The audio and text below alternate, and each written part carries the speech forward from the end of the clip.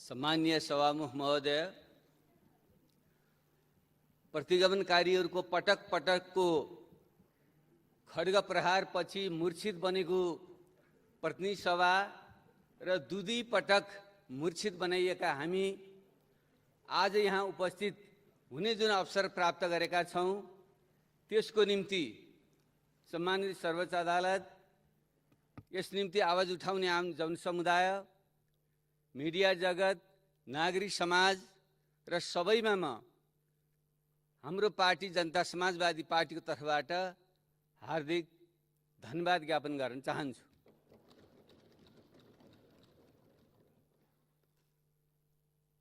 धेरै विमर्शहरू यहाँ भइसके। ठुला पार्टीका दिग्गज नेताहरूले धेरै तर्क वितर्क पनि गरिसक्नुभयो। म त्यसलाई धेरै दोहोर्याउने पक्षमा छैन, तर म पनि र खास गरी जनता समाजवादी पार्टी जो नेपालका सबै खाले उत्पीडन विभेदमा परेकाहरू, वर्गीय रूपमा विभेदमा परेका बारे त हामी धेरै कुराहरू गर्यौं, त्यो रहिरहन्छ। तर जातीय, क्षेत्रीय, लैङ्गिक, जातपात जन्य विभेदमा परेकाहरूको जुन अत्यधिक ठुलो जनसङ्ख्या देशमा छ र त्यो अहिले पनि गरिबी, बेरोजगारी र अधिकार विहीनताबाट, नागरिकता विहीनताबाट पीडित छन्, तिनीहरूको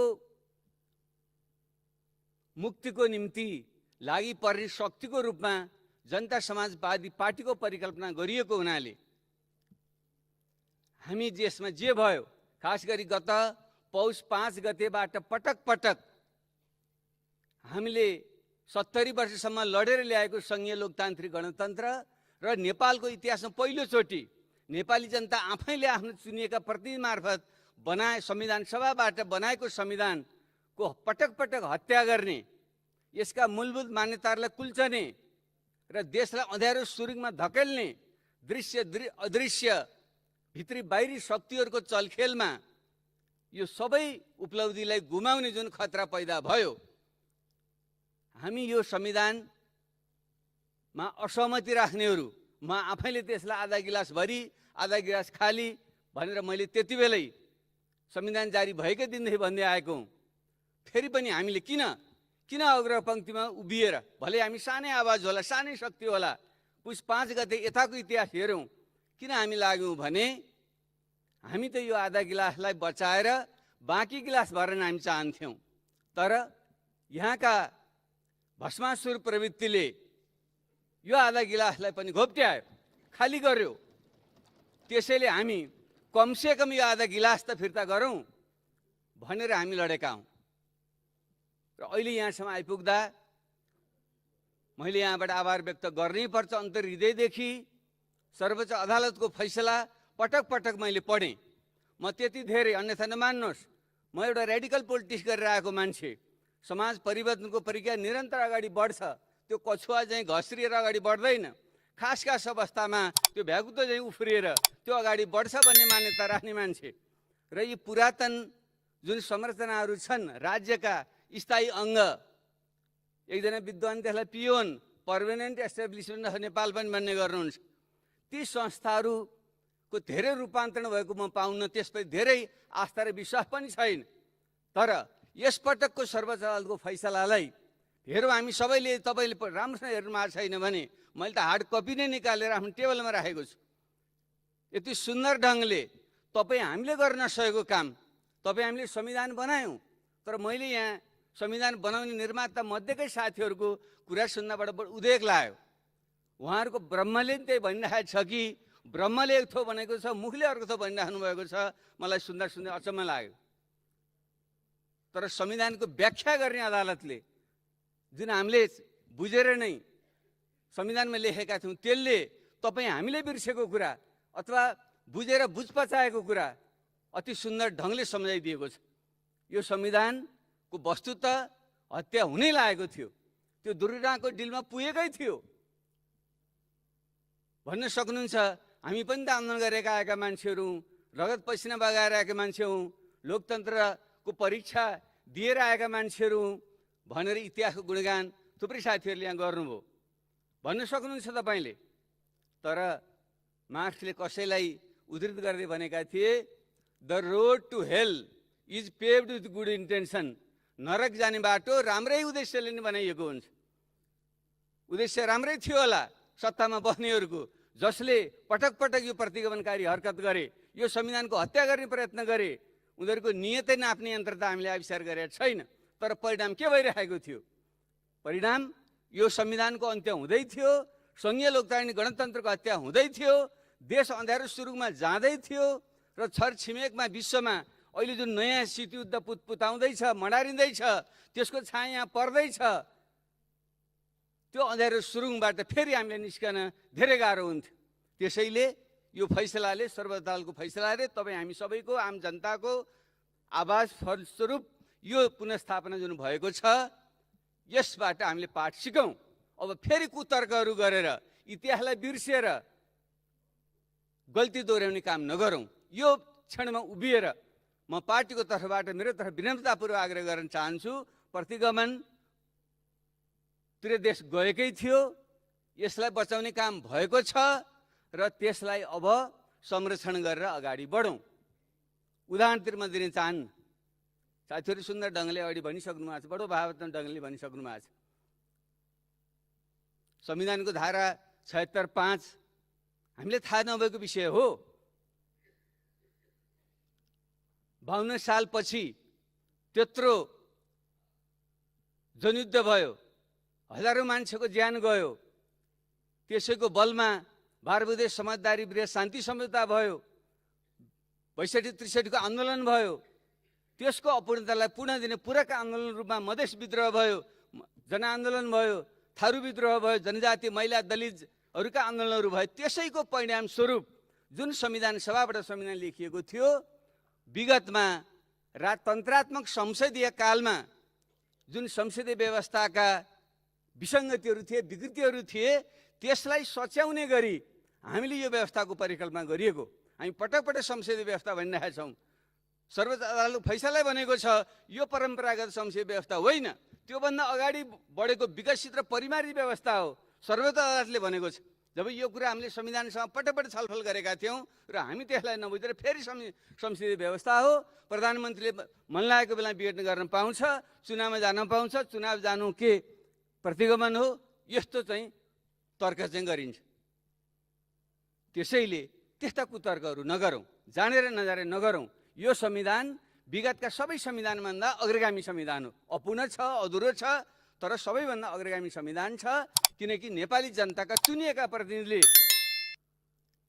आफ्नो दिल दिमाग लगाएर बनाएको संविधान हो। त्यसैले यसलाई हामीले अवमूल्य नगरौँ। पुस 5 देखि जेठ 8 यतासम्म जुन परिघटनाहरू भए, के यो शोभनीय कुरा थियो? कुनै पनि लोकतान्त्रिक आन्दोलनमा, कुनै पनि क्रान्तिकारी आन्दोलनमा लगेका मान्छे जो सत्तामा पुगे, तिनै जनताका रगत पसिनामा टेकेर सत्तामा पुगे, देशको कार्यकारी प्रमुख र राष्ट्र प्रमुख बन्न पुगे, उनीहरूले त्यस्तो हरकत गर्नुहुन्थ्यो? जनताको प्रतिनिधि सभालाई रौँ जति नगर्ने, बिजनेस नदिएर खुलेको प्रतिनिधि सभालाई पनि विभिन्न बाहनामा चाहिँ अल्झाइदिने, देशबाट पारित भएका ऐन कानुनहरूको ठिक ढङ्गले कार्यान्वयन नगर्ने, बेलामा विधेयकहरू प्रस्तुत नगर्ने, अनि अध्यादेशबाट 3 वर्षमा 30 वटा अध्यादेश जारी गरेर आज मात्रै हिजो मात्रै एउटा मिडियामा आएको छ। अध्यादेशबाट मनपरी ढङ्गले शासन चलाउने, अनि त्यही हो लोकतन्त्र। संविधान र प्रतिनिधि सभाको त हत्या गरियो, त्यो त ठुलो अपराध, अक्षम्य अपराध नै हो। अनि राज्यका अरू अङ्गमाथि कति खेलवाड गरियो। संवैधानिक अङ्गहरू जो चेक एन्ड ब्यालेन्सका महत्त्वपूर्ण अङ्गहरू हुन्छन्, तिनीहरूलाई नियुक्ति गर्ने जुन संवैधानिक परिषद हो, हामीले धेरै अन्तर्राष्ट्रिय अनुभवबाट सिकेर चेक एन्ड ब्यालेन्स सिद्धान्त मात्रै भनेर व्यवहारमा कसरी लाने त भने हामीले सत्ता पक्ष सँगसँगै प्रतिपक्षी दलको नेता, सभामुख र हाम्रो उपसभामुख जो भिन्न दलको हुनुपर्छ, भिन्न लिङ्गको हुनुपर्छ, उहाँ सहितको भनेर चेक एन्ड ब्यालेन्स यस्तो सुन्दर परिकल्पना हामीले गरेका थियौँ। त्यसैलाई सनकको भरमा प्रतिनिधि सभा भङ्ग गरिदिने, अनि त्यसको लगत्तै चाहिँ फेरि अध्यादेश चाहिँ जारी गरेर अथवा पुरानो डेटमा चाहिँ मिति मिलाएर अध्यादेश जारी गरेर अनि नियुक्तिहरू गर्ने, अनि यसरी संवैधानिक संस्थाहरू लोकतन्त्र बलियो हुन्छ। अनि त्यसैको हालमा मनपरी पकेटबाट झिकेर मान्छेहरू चाहिँ त्यस्ता संवेदनशील संवैधानिक अङ्गहरूमा मान्छेहरू भर्ने।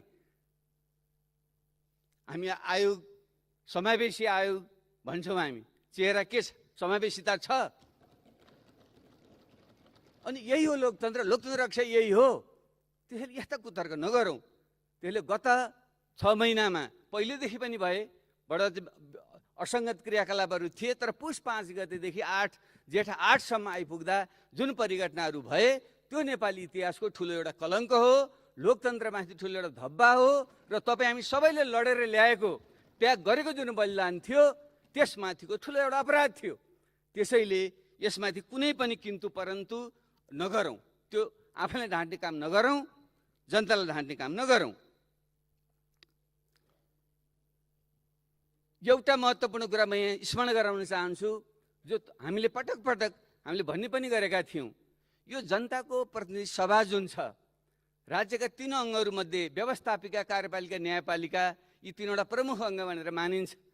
ती मध्ये जनताको सार्वभौम सत्ताको अभ्यास गर्ने, आफ्ना चुनिएका प्रतिनिधि मार्फत सार्वभौम सत्ताको अभ्यास गर्ने थलो भनेको प्रतिनिधि सभा हो। त्यसैले यो प्रतिनिधि सभा सबैभन्दा माथि हुनुपर्छ। हामीले संविधान बनाउने बेला बिस्तारै ताछिँदै गयो नै भन्छु म। योभन्दा राम्रो बन्न सक्दो। पहिलो संविधान सभाबाट बनेको भए योभन्दा उन्नत प्रकारको बन्थ्यो। दोस्रोमा ताछियो र प्रयोग गर्ने बेलामा झन् ताछियो। र फेरि पनि हामीले जुन व्यवस्था हामीले गऱ्यौँ, यी 3टा अङ्गको सन्तुलन जुन कुराहरू गऱ्यौँ, जुन व्यवस्थापिका जनप्रतिनिधि सभाको जनताको सार्वभौम सत्ताको अभ्यास गर्ने सबै उच्च थलो हो, सर्वशक्तिमान थलो हो, त्यसलाई नै हामीले तल चिन्ता पार्यौँ नि।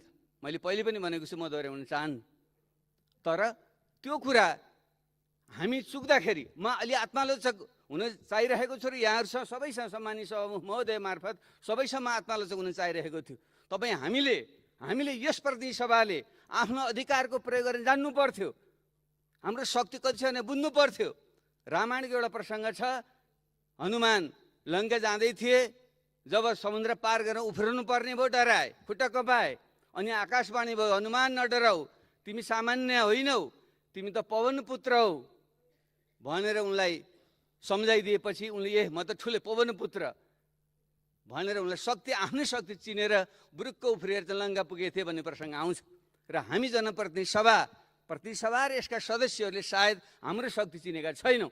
र मैले प्रसङ्ग कहाँ जोड्न खोजेको हो भने अहिलेको सर्वोच्च अदालतको फैसलामा राष्ट्रपति, प्रधानमन्त्री, न्यायालय हुँदै व्यवस्थापिका हाम्रो प्रतिनिधि सभा, सभामुख समेतको अधिकार क्षेत्रको कर्तव्यको त्यहाँ मूल्याङ्कन गरिएको छ, दिशानिर्देश गरिएको छ अथवा व्याख्या गरिएको छ।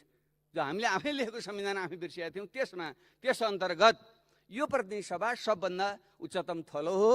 र यसको कसैले हत्या गर्छ भने पटक हत्या त भयो नि त, तर त्यसलाई रोक्न हामी चुकेकै हो नि।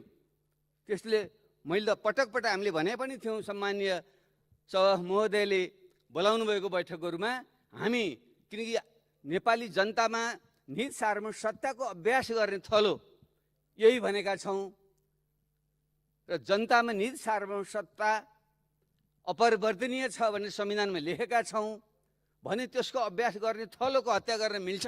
त्यो खाली हुन मिल्छ? कसैको सनकमा पटक विघटन गर्न मिल्छ, मिल्दैन? त्यसो गरिन्छ भने यसलाई बिउताउने अधिकार हामीमाथि छ र सम्मानीय सभामुख महोदयले पहल लिन सक्नुपर्छ हामीले भनेका थियौँ। र अहिले त्यही कुरा हामीले त गर्न सकेनौँ, डरायौँ। अरूले अलोकतान्त्रिक भनिदिन्छ कि चेक एन्ड ब्यालेन्स भएन भनिदिन्छ कि भनेर, तर सर्वोच्च अदालत फैसला अहिले भनेको छ, सबैले अध्ययन गरेर हेर्नु होला। त्यसैले हामी आफू पनि आत्मालोचक हामी बनाऊँ र यो संस्थालाई सही अर्थमा जनताको सार्वभौम सत्ताको अभ्यास गर्ने थलो, हामी जनताका प्रतिनिधि हौँ, हामी जनताप्रति हामी उत्तरदायी छौँ भन्ने कुरालाई ख्याल राखौँ भन्ने म आग्रह गर्न चाहन्छु। त्यसैले यो परिघटनापछि अब हामीले ढिलै भए पनि हामी दलहरू एक ठाउँमा आएर अहिले सम्मान्य शेरबहादुर देउवाजीको नेतृत्वमा संयुक्त सरकार बनाउने जुन हामीले निर्णय गऱ्यौँ र आज उहाँले जुन विश्वासको मतको निम्ति प्रस्ताव प्रस्तुत गर्नुभएको छ, त्यसलाई हामी सबैले साथ दिएर मतदान गरेर उहाँको सरकारलाई स्थायी बनाऊँ र संविधान र लोकतन्त्रलाई जोगाऊँ। म सबैसँग विनम्र आग्रह गर्न चाहन्छु र हाम्रो पार्टी जनता समाजवादी पार्टीले आजै हामीले बैठक गरेर हो, हामी 32 जना सांसद थियौँ, 2 जना निलम्बित हुनुहुन्छ, विवाद छ पार्टीभित्र, यहाँलाई थाहा नै छ। मध्ये हामी 20 जना आज उपस्थित भएर सर्वसम्मतिले जनता समाजवादी पार्टीको तर्फबाट माननीय शेरबहादुर देउवाको सरकारलाई विश्वासको मत दिने हामीले एकमतले निर्णय गरेका छौँ र त्यो हामीले कार्यान्वयन गर्नेछौँ। र मैले दुःख साथ स्मरण गराउनुपर्छ, हाम्रो पहाडतिर एउटा उखान छ, अभागीलाई खाने बेलामा रिस उठ्छ। जनता समाजवादी पार्टी एक ढिक्का, एक विचार, एक मत भएर रहेको भए यहाँहरूले यति दुःख बेहोर्नै पर्दैन थियो, अरू पार्टीभित्र पनि यति बिग्रा आउनै पर्दैन थियो, अरू पार्टीमा त्यो समस्या आउँदैन थियो। जनता समाजवादी पार्टी आफैले निकास दिन सक्छ। तर हामीलाई अलिकति रिस उठ्यो, खाने बेलामा रिस उठ्यो, हामी आपसमा अलि झगडा गर्न थाल्यौँ, अलिकति बहकियौँ र मलाई खुसी लाग्यो। अब फेरि हाम्रा साथीहरूले देर से आए दुरुस्त आए भने चाहिँ ठिक ठाउँमा आउनु भएछ, खुसी लाग्यो। र त्यसैले अब हामीले आफ्नो भूमिका सकारात्मक ढङ्गले निर्वाह गरौँ, म यो आग्रह गर्न चाहन्छु। अब अन्त्यमा म एउटा केही विषयमा ध्यान आकर्षण गरेर बिदा हुन चाहन्छु। त्यो के हो भने आम जनतामा यो अहिले सोसियल मिडियाको युग छ। तपाईँले हेर्नुहोस्, हामीप्रति, मप्रति, तपाईँप्रति, हाम्रो पुस्ताप्रति, दलहरूप्रति आम जनताको विश्वास अत्यन्त निम्न भएर गएको अवस्था छ। एकजना त गए, बिदा भए, भस्मासुर भनौँ जे भनौँ, ऊ त बिदा भए। भले बिदा जुन नाट्यकै ढङ्गले हुनुभयो त्यो पनि बढी रोचक छ, म घोचपेच गर्न चाहन्न। हामीले एन्डरसनको बादशाहको नयाँ लुगा पढ्थ्यौँ, त्यहाँ आसेपासेहरूले बादशाहलाई नयाँ लुगा लगाएको भन्दै नाङ्गै सडकमा हिँडाउँथे भने हाम्रा नेताजीलाई पनि त्यसरी नै कतै आफ्ना आसेपासेहरूले बिदा भइसकेपछि, सत्ताच्युत भएर बिदा भइसकेपछि सडकमा त्यसरी नङ्गिया त होइन। मलाई बडो दुःख लागेको छ, त्यस्तो नहोस्। तर हामी सबैप्रति विश्वास छैन। उहाँ त बिदा हुनुभयो, तर तिमीहरू पो कति कतिलाई छौ र भन्ने आम मान्छेको टिप्पणी छ। सोसियल मिडियामा तपाईँहरू हेर्नु होला। अरू केही चाहिएको छैन हामीलाई, यो खराबभन्दा कम खराबको यो शून्य काम भएको मान्छेले भनिरहेको छ। त्यसैले हामी खराब मध्ये कम खराब होइन, असल मध्ये बढी असल हुने हामीले प्रयत्न गरौँ। त्यसको निम्ति म हार्दै आग्रह गर्दै पार्टीको तर्फबाट म केही सुझाव सम्माननीय प्रधानमन्त्रीज्यू समक्षमा राख्न चाहन्छु। पहिलो कुरा, राजनीतिक मुद्दा लोकतन्त्र कहिले पनि पूर्ण हुँदैन, यो निरन्तर विकसित जाने कुरा हो। त्यसैले संविधानमा अपूर्णताहरू छन्, यसप्रति ठुलो सङ्ख्या असन्तुष्ट छ। म आफै संवैधानिक समितिको सभापति हुनुको नाताले म आफै त्यसमा असन्तुष्ट छु। यसका कतिपय पक्षहरू, खास गरी राज्यको पुनर्संरचना, नेपाल जस्तो एउटा बहुल राष्ट्रियतायुक्त मुलुकमा सबै जाति समुदायहरूको पहिचान र अधिकार सुनिश्चित हुने गरी जुन सङ्घीय राज्यको पुनर्संरचना हुनुपर्थ्यो त्यो भएको छैन। संहिता त छ, तर एक प्रकारको प्रशासनिक प्रकृतिको संहिता छ। सही अर्थको चाहिँ जातीय विविधता भएको मुलुकमा, राष्ट्रिय विविधता भएको मुलुकमा पहिचान र अधिकार झल्कने गरी जुन सङ्घीय राज्य बन्नुपर्थ्यो त्यो बनेको छैन। त्यो सही यथार्थ कुरा हो। त्यो कुरामा आम जनसमुदाय, खास गरी मधेसी, थारू, आदिवासी जनजाति लगायतको उत्पीडित समुदायको त्यो सही गुनासो, असन्तुष्टि त्यसमा छ। त्यसलाई सम्बोधन गर्ने गरी हामी अगाडि बढ्नुपर्छ। अब यो बिचको अवधिमा आज उहाँले विश्वासमत प्राप्त गरिसकेपछि यसको फुल टर्म त जान्छ। अब करिब 1.5 वर्ष जुन समय छ त्यो समय त जान्छ। यो 1.5 वर्ष धेरै गर्न नसकिएला, तर एउटा राष्ट्रिय सहमति जुटाएर राष्ट्रिय एजेन्डा सेट गर्न सकिन्छ भन्ने मेरो आग्रह हो। त्यसले पहिलो कुरा राजनीतिक एजेन्डा सेट गरौँ। संविधानका अपूर्णताहरूलाई पूर्णता दिनको निम्ति संविधान संशोधनका जुन छुटेका कुरा छन्, राज्यको पुनर्संरचना, शासकीय स्वरूप, किनकि यो प्रत्यक्ष निर्वाचित कार्यकारी प्रणाली र पूर्ण समानुपातिक संशोधन जाँदा नै राम्रो हुन्छ भन्ने यो पटक पटक अहिलेको घटनाले पनि देखाउँछ। भलै यहाँ एकमत छैन। यस्ता विषयहरू, नागरिकताका विषयहरू, थुप्रै नागरिक, लाखौँ नागरिकहरू अहिले पनि नागरिकता विहीन छन्, हामी सबैलाई थाहा छ। हामी खालि आफ्नो चुनावी स्वार्थ र दलीय स्वार्थको निम्ति आफूले चाहेको बेलामा खोल्तीमा झिकेर अगाडि राख्छौँ र अलिकति अप्ठ्यारो पर्ने निम्ति फेरि चाहिँ आफ्नो पकेटमा हाल्छौँ। त्यो हामीले पटक पटक गरिराखेका छौँ। यो खेलवाड गर्ने विषय होइन। लाखौँ नागरिकताविहीन जो जनसमुदाय छन्, मधेसका मात्र होइन, पहाडका मधेसका सबैतिरका मानिसहरू छन्, उनको नागरिकताको समस्या हल गरिनुपर्छ। र खास गरी महिलाहरू, आमा जन्म दिने आमालाई निशर्त रूपमा आफ्नो सन्तानलाई नागरिकता दिने जुन अधिकारको परिकल्पना हामीले गर्दै थियौँ, छलफल भएको थियो, संविधानमा अलिकति त्यो भाव आउँछ पनि, तर एउटा माथि लेखिएको कुरा तल गएर काटिएको छ र कानुन बनाउँदा झन् कमजोर भएको छ, प्रयोग गर्दा झन् कमजोर भएको छ। त्यसले यस्ता कुराहरूलाई सच्याएर हामीले संविधान संशोधनलाई एउटा मुख्य एजेन्डा बनाउनुपर्छ। त्यसमा राष्ट्रिय सहमति बनाउनेतर्फ सम्माननीय प्रधानमन्त्रीज्यूको चाहिँ ध्यान जानेछ भन्ने म आग्रह गर्न चाहन्छु। त्यसका सँगसँगै केही अत्यन्तै पेचिला मुद्दा बाँकी छन्। 10 वर्ष जनयुद्ध, त्यो एउटा नेपाली इतिहासको एउटा महान उथलपुथलकारी परिघटना थियो। अहिले त अपराधीकरण गर्ने खोज्नुहुन्छ, कमला प्रचण्ड अलि भावनामा आउनुभयो। हामी त रगत सँगसँगै बगाएर आएका मान्छेहरू त, हामीले त थाहा छ नि पीडा त्यसभित्रको नि। नेपाल जनताले, उत्पीडित भुइँ तहमा भएका जनताहरू, महिलाहरू, दलितहरू, जनजातिहरू, पिछडी क्षेत्रका जनता, गरिबहरू, किसानहरू कसरी चाहिँ होमिएर आफ्नो अधिकारको निम्ति ज्यान फालेका थिए। अनि तिनको त्याग र बलिदानलाई न्यूनीकरण गर्न मिल्छ? त्यसको जगमा यदि त्यो विद्रोह हुँदैन थियो भने यो त्यो नेपाली समाजको आर्थिक सामाजिक संरचनामा एउटा परिवर्तन त्यहाँ आउँदैन थियो भने, अनि यो परिवर्तन सङ्घीय लोकतान्त्रिक गणतन्त्र आउँथ्यो, संविधान सभाबाट संविधान बन्थ्यो भन्ने त 7 सालमा पनि भने हो नि। महान बिपी कोइराला, मोहम्मद सिंह नेपाली आधुनिक इतिहास सबभन्दा महान व्यक्ति बिपी कोइराला हुनुहुन्थ्यो, त्यसपछि पुष्पलालहरू हुनुहुन्थ्यो। किन उहाँले पुरा गर्न सक्नु भएन? किनकि यो समाजमा अझै पनि त्यो पुरातन सामन्ती शक्तिहरू, जो धनाढ्य शक्तिहरू, परजीवी शक्तिहरू जसको चाहिँ बाहुल्य थियो, त्यो कारणले गर्दाखेरि नेपाली समाजले लोकतन्त्र पूर्णता दिन सकेको थिएन। त्यसले लोकतन्त्र पूर्णता दिने अभियानको एउटा कडी त्यो जनयुद्ध थियो। तर फेरि जनयुद्ध एक्लैले त्यो सक्दैन थियो, हुँदैन थियो। त्यही आत्मसात गरेर नै आउनु, मिलेर जाउँ भनेर हामीले बिन्दुमा पुगेपछि हामीले नै पहल गरेको त्यति बेला। यो भ्रममा पनि कोही पर्नु भएन। माओवादी नसकेर आएर माओवादी आएर हो, माओवादी सिद्धिन तयार थियो। हामी त मर्न भनेर हिँडेका थियौँ। तपाईँहरूले 50 लाखको पुरस्कार हामी टाउकामा हाल्नुभयो होइन? हामी त हाँसी हाँसी हिँडेका थियौँ। तर मैले किन सम्झाइराखेको हो भने त्यसको अपराधीकरण गर्नु न्यायपूर्ण हुँदैन, सत्य होइन। र फेरि माओवादी एक्लै जित्थ्यो, उत्पात गर्थ्यो भन्नु पनि गलत हुन्छ। हाम्रो कतिपय साथीहरू अहिले पनि त्यही भन्नु, त्यही बाटो गइराख्नु पर्थ्यो, शान्ति बाटो आउनुहुन्थेन भन्नुहुन्छ। त मैले भन्नु खोजेँ कहाँनिर हो भने त्यसले माओवादी जनयुद्धले नै यो समाजको जुन 100औं वर्षदेखि चाहिँ कुण्ठित भएर बसेको जुन आर्थिक सामाजिक संरचना थियो त्यसलाई चाहिँ झकझक्याइदै थियो।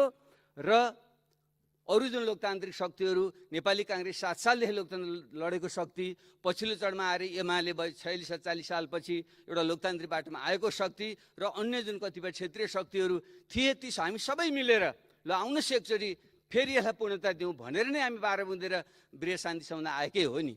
तर दुर्भाग्य हाम्रो के भएको थियो भने 12 बुँदे समझदारी र मुख्यतः वृहत शान्ति सम्झौताको स्वामित्व हामीले लिइरहेका छैनौँ। त्यो त माओवादीको मात्रै भने जस्तो अहिले परिरहेको छ। त्यो टिआरसी सत्यनिर्वहन मेलमिलाप आयोग शान्ति प्रक्रियाको अभिन्न अङ्ग होइन, अन्तरिम संविधानमा संविधानको अङ्ग बनाए होइन, अनि त्यही अन्तर्गत चाहिँ आयोगहरू गठन भएका होइनन्।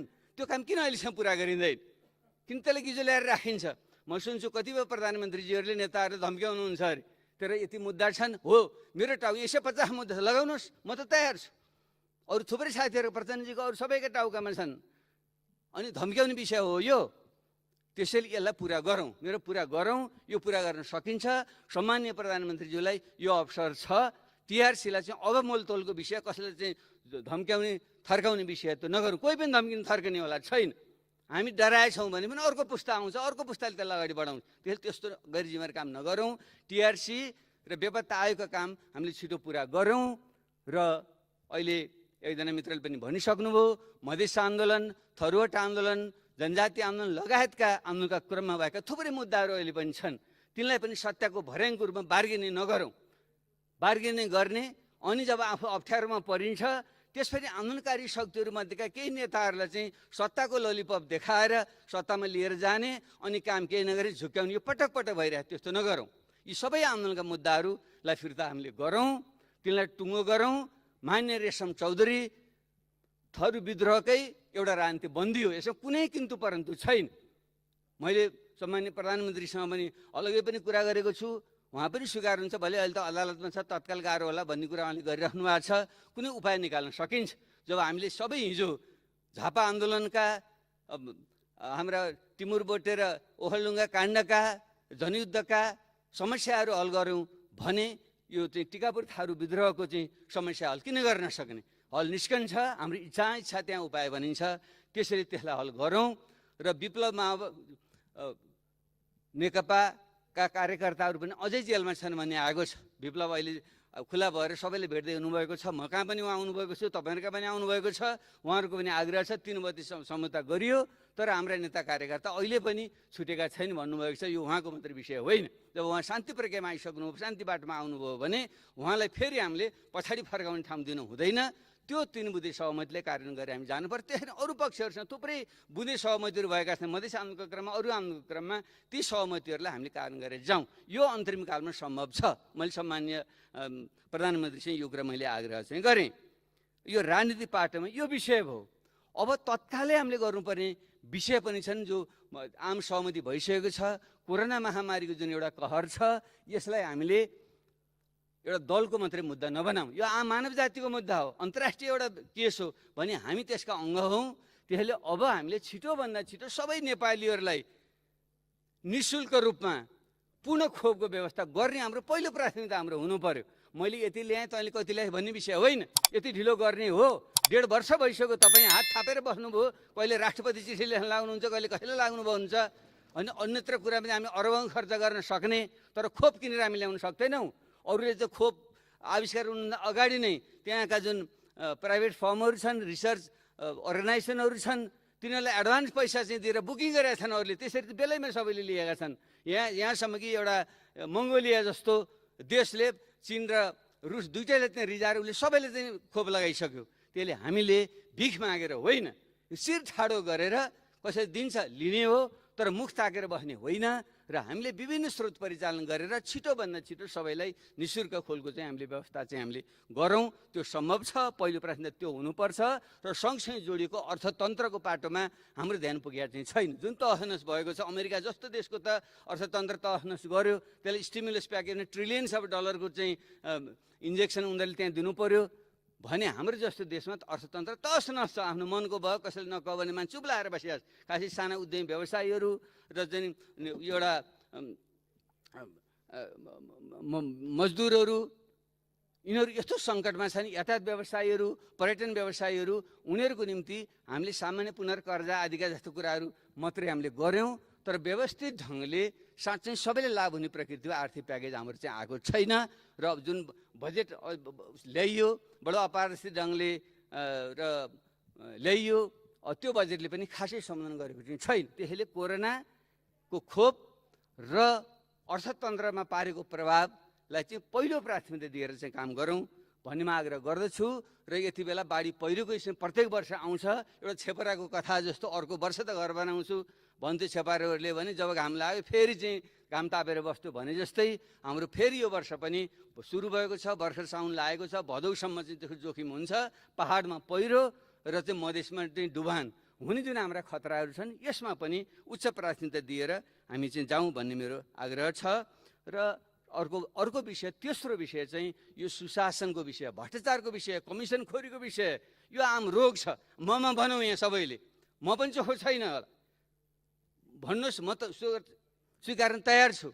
तर हाम्रो राजनीतिक आर्थिक संरचनाभित्र र हाम्रो चाहिँ राज्य संरचनाभित्र कमिसन खोरी र भ्रष्टाचार यस्तो चाहिँ एउटा संस्थागत जुन बनेर गएको छ, नीतिगत रूपको भ्रष्टाचार जुन ठुलो स्केलमा अरबौँ खरबौँ रुपियाँमा जुन भइरहेको छ, यसलाई रोक्नको निम्ति हामीले पहल गर्न सक्छौँ। यसको निम्ति कसैको कुनै खर्च लाग्दैन। सुशासन दिन, भ्रष्टाचार रोक्न कुनै खर्च गर्नु पर्दैन र कसैको सहयोग पनि चाहिँदैन।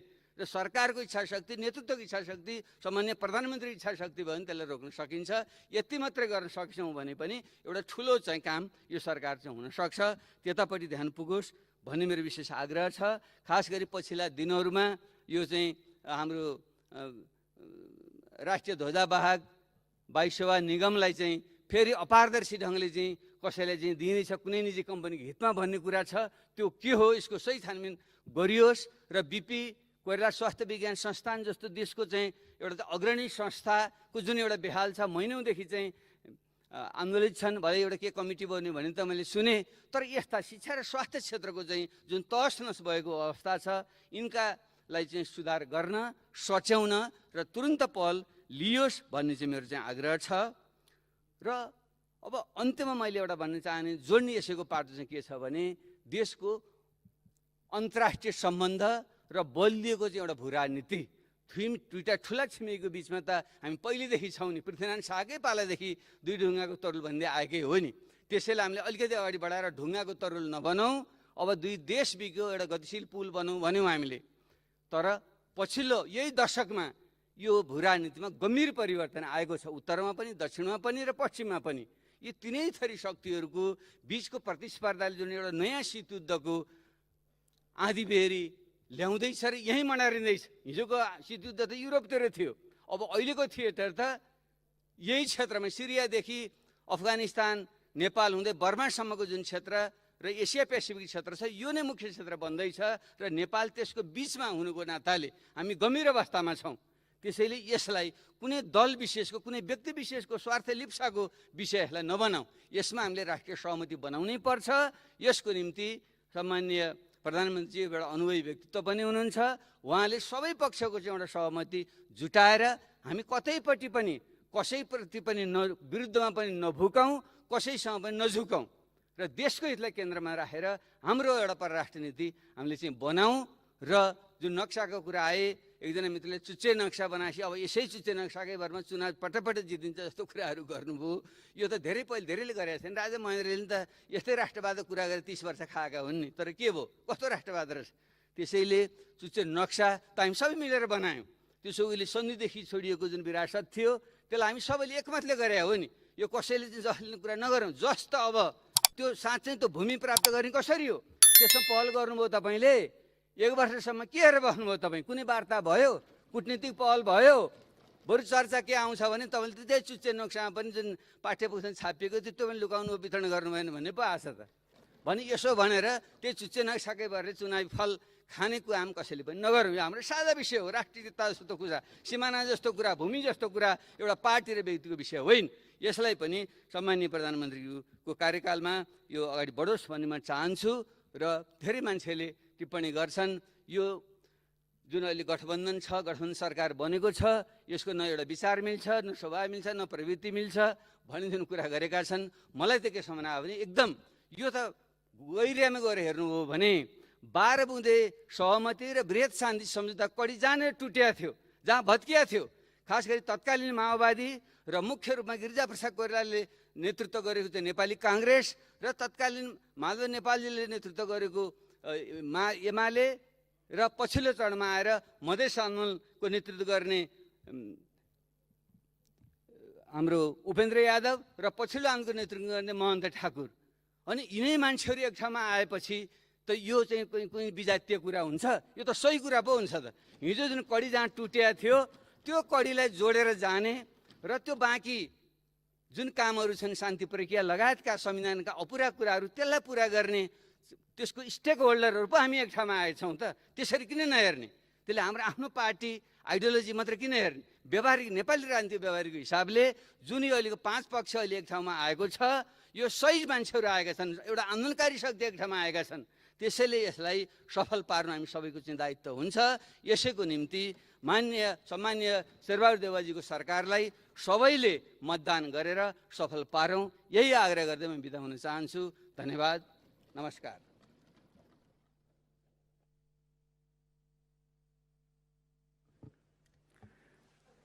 माननीय श्री राजेन्द्र प्रसाद लिङ्गदेन।